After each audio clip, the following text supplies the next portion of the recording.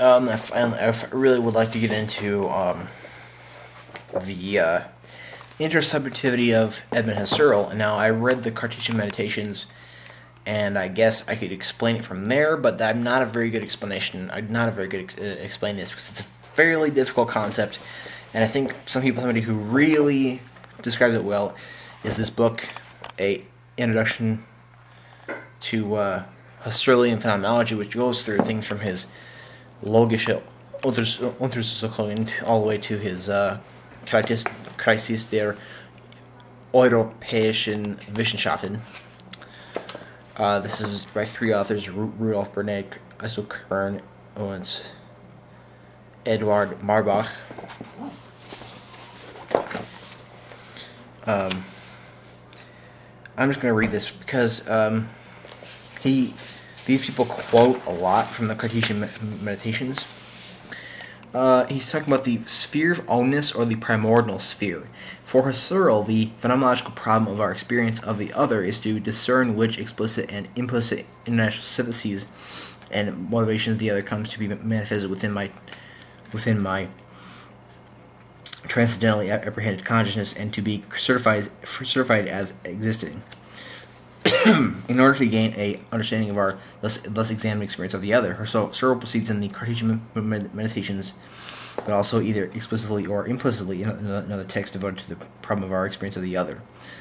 By seeking first, by means of a peculiar sort of thematical epoche, to disregard all constitutional achievements of such intentionality as is related immediately or mediately to another subjectivity, to place himself on the basis of a sphere proper to the transcendental I.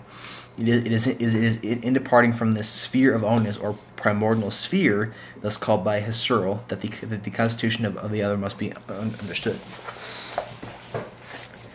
So think about everything that they're experiencing, everything that you experience in your life, everything, all of that. This is called the primordial sphere, or the sphere of ownness. This is what I think people cling to. People don't try to comport themselves to others because they cling to this. It's not easy to understand what the sphere of ownness or primordial sphere is. Indeed, in Husserl's reflection on this matter, two concepts stemming systematically from different contexts are often intermingled. The two different concepts have in common the fact that both designate the sphere of the I, which is negatively determined by the means of excluding everything other, or all other consciousness. In positive terms, however, Husserl considers the sphere of ownness. Take a drink.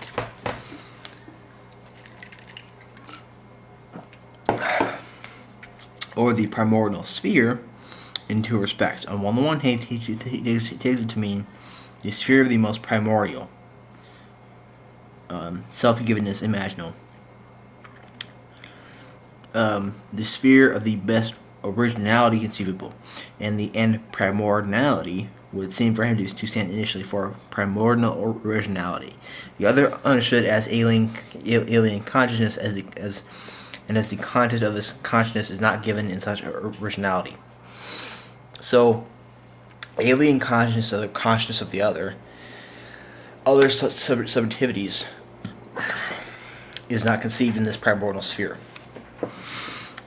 Were that the case, where that which is essential to the other's self, accessible in a direct manner, then it would merely be a moment of my own essence, and finally he and I would be one and the same.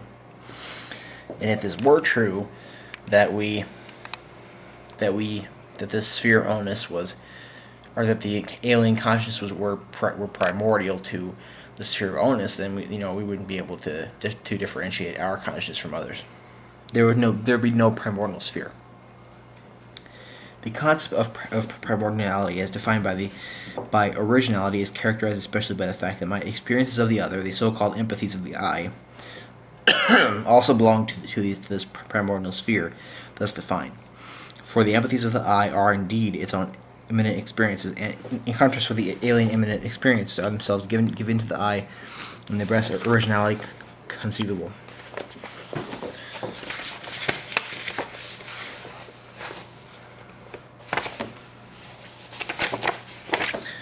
As defined in this manner, the primordial sphere or sphere of ownness is thus by no means a solipsistic sphere. So then, after this, Bernat, Kernan, Marbach go into why this is not a solipsistic thing. Solipsism is the view that you can't verify anything else but your own consciousness and your own existence. Now, what Husserl is not, he sort of characterizes why this is not a solipsistic entity. This is something that has the possibility. The primordial, concrete subjectivity embraces all modes of consciousness, even the modes of empathy, and those which understand the expression of persons in the object of things, Sachen. It encompasses them as originally experienced, and also to be experienced. It encompasses the modes of consciousness in nature, spirit, in all its senses, human and animal spirit, object spirit as culture, spiritual as being as a family, association, state, nation, humankind, or force. This sphere of the original is directly accessible to the I or the ego. It makes up no concrete part, and is sort of a independent part. According to Husserl, the ensemble of everything that is itself given in the original is the whole of everything which is proper to the I. It makes up that which I am in full concretion with myself, or as we also say, within my monad. This is sort of a Leibnizian term. But monad here is sort of a way that it's a part of us, the way that we, view ourselves as other, in a way.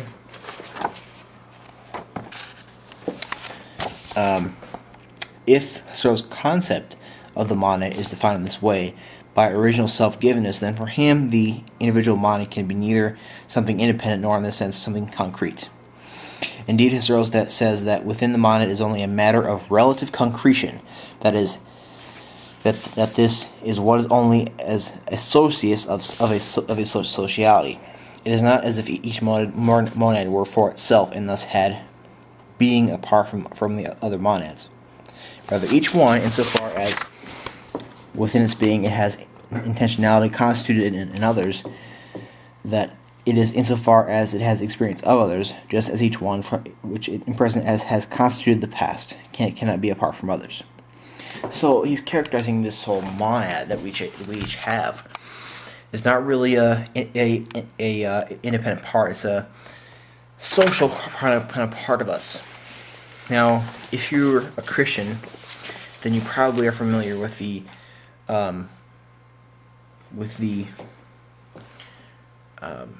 Christian thing, which says that we are creatures of intimacy, not like sexually, but I mean like we're creatures who are meant to be with the other. The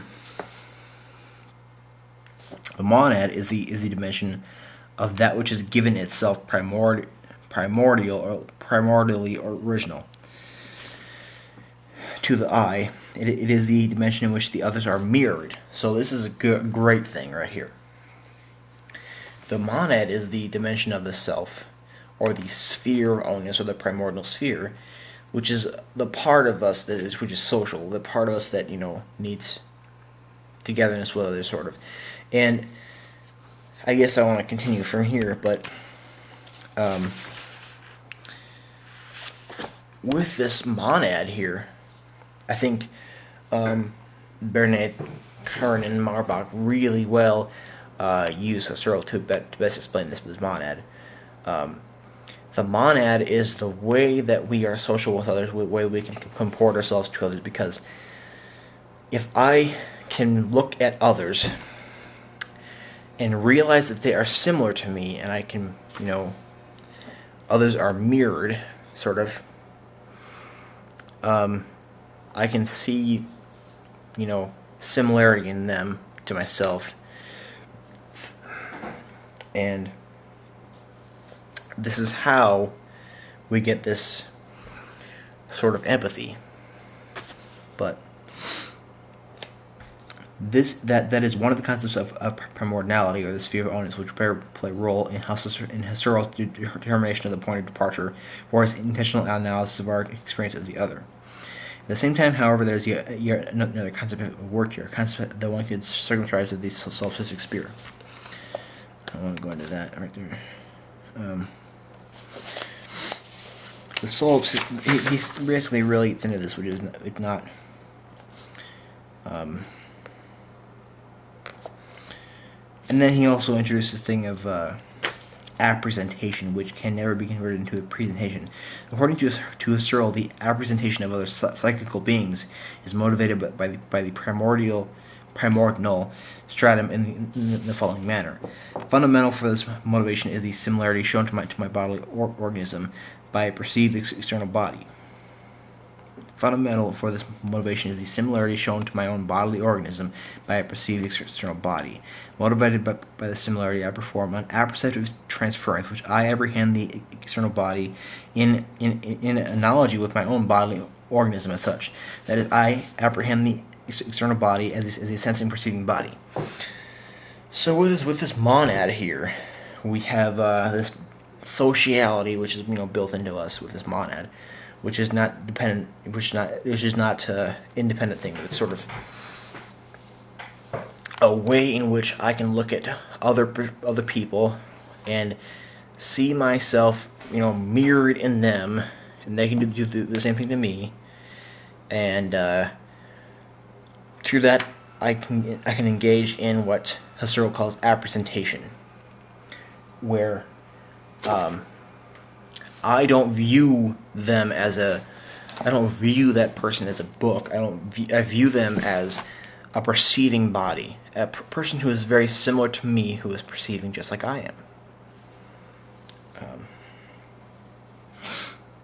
It is clear from the outset that the only similarity conjoining that body there with my body, doing inside my primordial sphere, can supply the motivational foundation for the analogizing apprehension of the former body as another bodily organism. So, and I guess okay, here we go. In contrast with the transference of sense of the perception of things, the transference of the sense of and the perception of the bodily organism of an external body similar to my bodily organism is distinguished by the fact that here the primordially instituting original is perceptually present in the vivid fashion. My own bodily organism is always there along with the other. So here's a big part of this. When we engage in this apperception, or I mean not apperception, that's a Kantian term. Appresentation, it's sort of a there along with. And then he goes into this pairing thing. My own bodily organism is always there along with the other. One's own and another's organism always make their appearance in perception as a pair, so that the transference of the sense is performed in this special form, which Husserl calls an association by pairing. So, I'm not only, viewing themselves as other, but this there along with sort of thing going on engages in a pairing. Especially this performed in this special form, which Husserl calls an association by pairing. According to Husserl, an association by pairing is an associative coinciding partistance. In the perceptual field, in that two perceptually contrasted unities are phenomenally conjoined by the way of their similarity. For example, similar red flecks on one image. Our experience of the other's organism thus comes to pass in the following manner.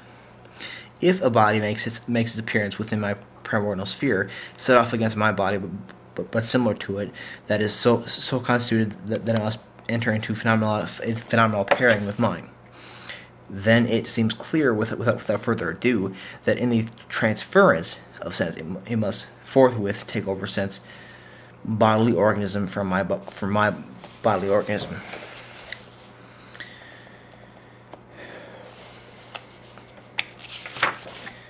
Is that all I wanted to get through?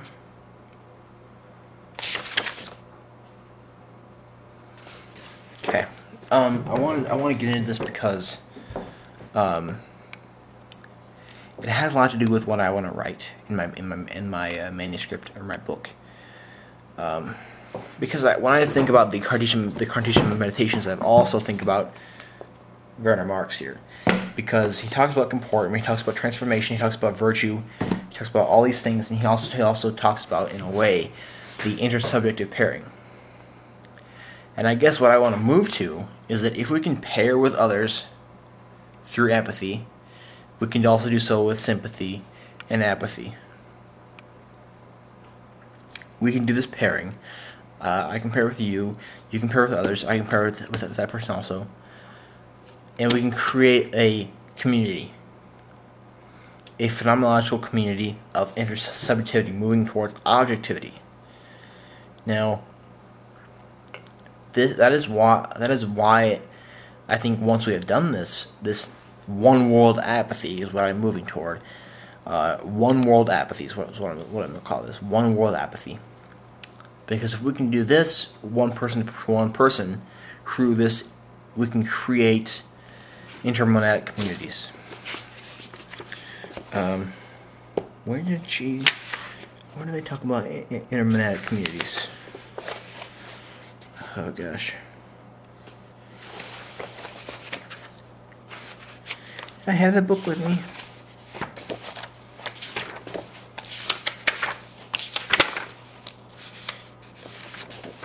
Gosh.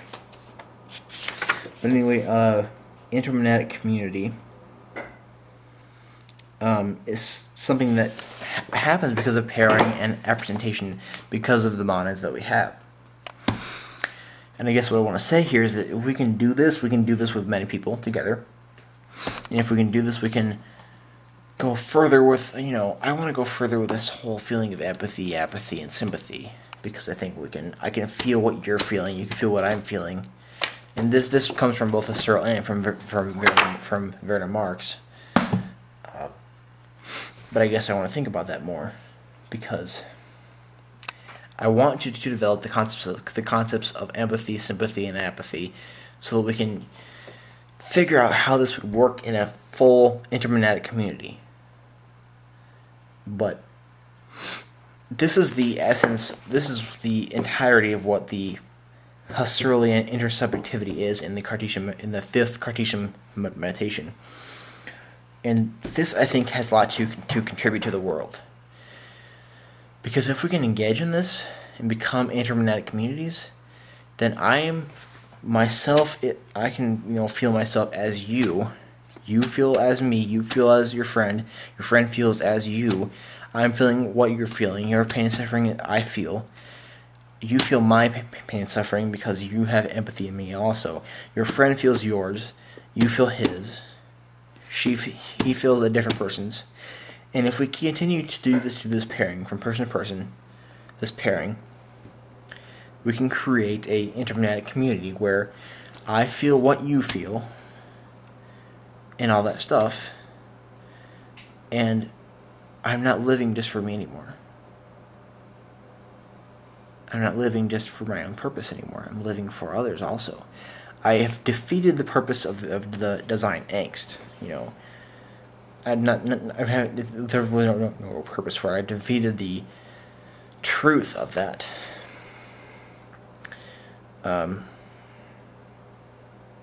Because if we are all living for each other, we can engage in this whole living for the collective, and we can all be better.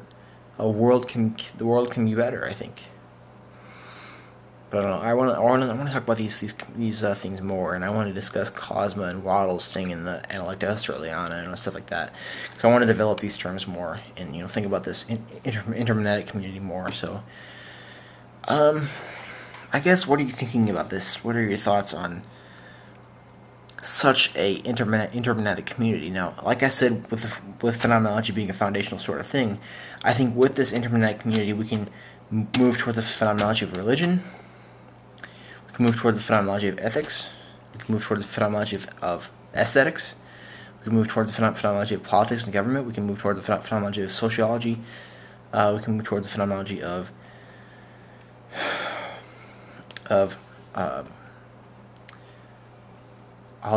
religion and all these things, and science and all that stuff. I just think we can do that. But tell me what you think about this. Especially touching on my foundational thing of phenomenology. Please tell me what your thoughts are, because this is not the entirety of what my book or manuscript about this was going to be. This is just the basic concepts. So I don't know. Tell me what your thoughts are.